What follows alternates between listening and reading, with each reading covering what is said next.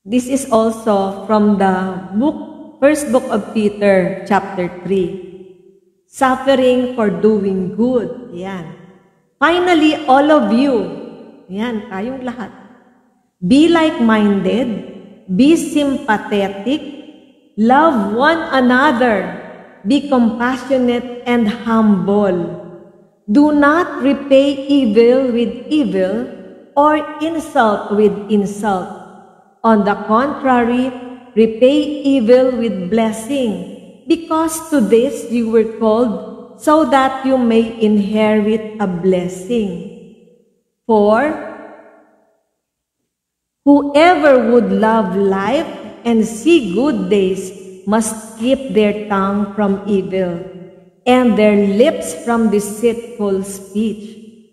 They must turn from evil and do good. They must seek peace and pursue it.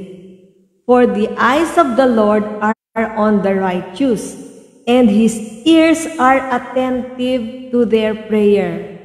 But the face of the Lord is against those who do evil. Who is going to harm you if you are eager to do good? But even if you should suffer for what is right, you are blessed. Do not fear their threats.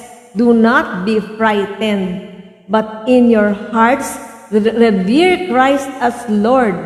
Always be prepared to give an answer to everyone who asks you to give the reason for the hope that you have. But do this with gentleness and respect, keeping a clear conscience, so that those who speak maliciously against your good behavior in Christ may be ashamed of their slander. For it is better if it is God's will to suffer for doing good than for doing evil. For Christ also suffered once for sins, the righteous for the unrighteous, to bring you to God. He was put to death in the body, but made alive in the spirit.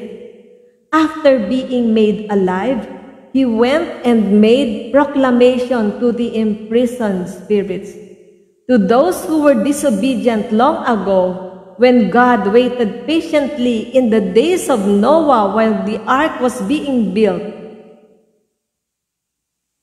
In it, only a few people, 8 in all, were saved through water, and this water symbolizes baptism that now saves you also.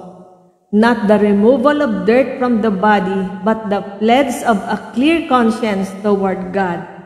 It saves you by the resurrection of Jesus Christ, who has gone into heaven and is at God's right hand, with angels, authorities, and powers in submission to Him.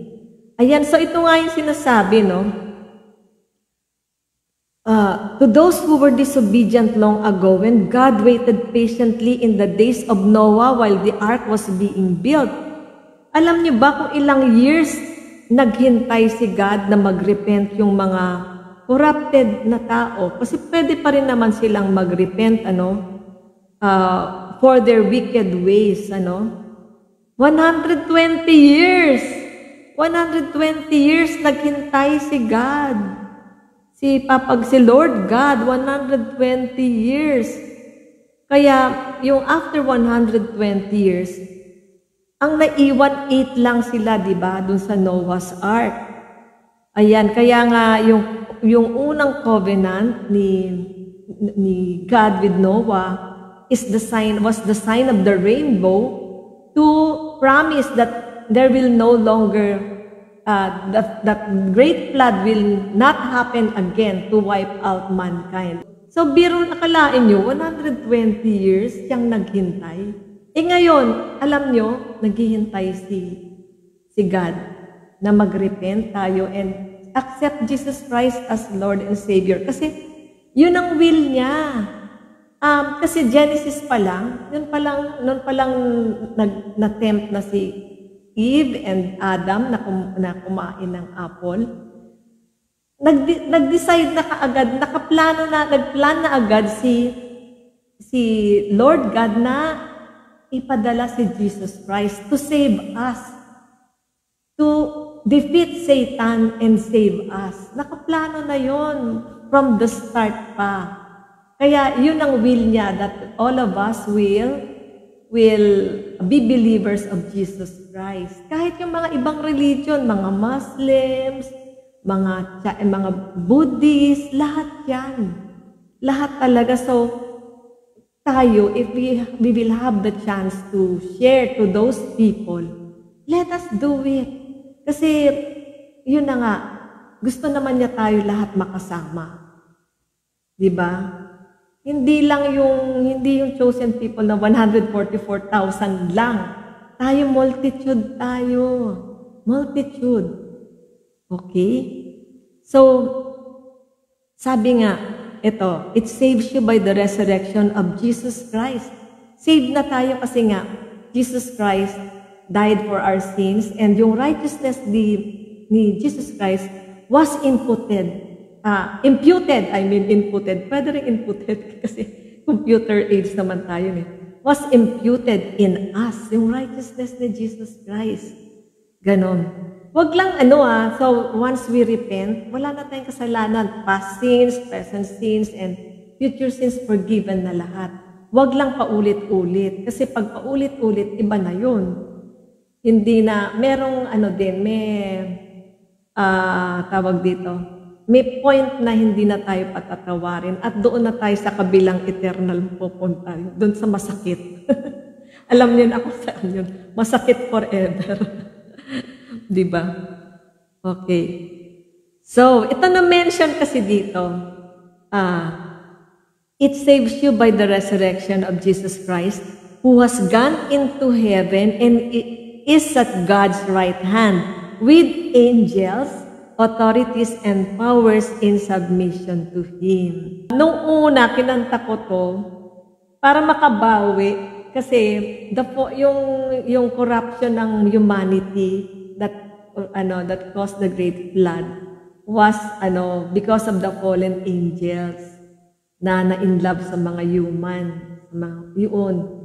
Kaya, pero wala nang ganun ngayon. Mga extinct na yan talagang, ang nag-aaligid na lang si Satan na lang. Kaya, ingat kayo. Ingat tayo. Ingat tayo because he is very much around. Okay? Okay, so, ayun na nga, since naging paborito ko yata itong Angel, and I think this is also the favorite song of my daughter, Lauren.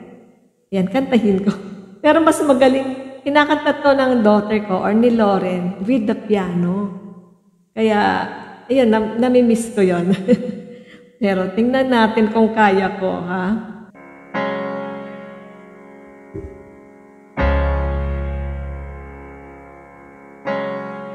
Spend all your time waiting for that second chance, for a break that would make it okay. There's always some reason to feel not good enough, but it's hard at the end of the day. Need some distraction or a beautiful release. Memories seep from my veins. Let me be empty, oh, and weightless, and maybe find some peace tonight in the arms of the angel, far away from here, from this dark, cold hotel room, and the endlessness that you feel. You are pulled from the wreckage of your silent reverie. You're in the arms of the angel. May you find some comfort here.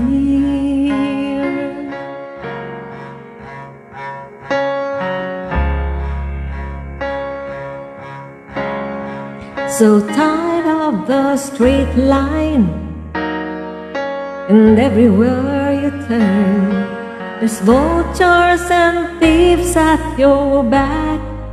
The storm keeps on twisting. You keep building the lies that you make up for all that you lack. Don't make no difference. Escape one last time.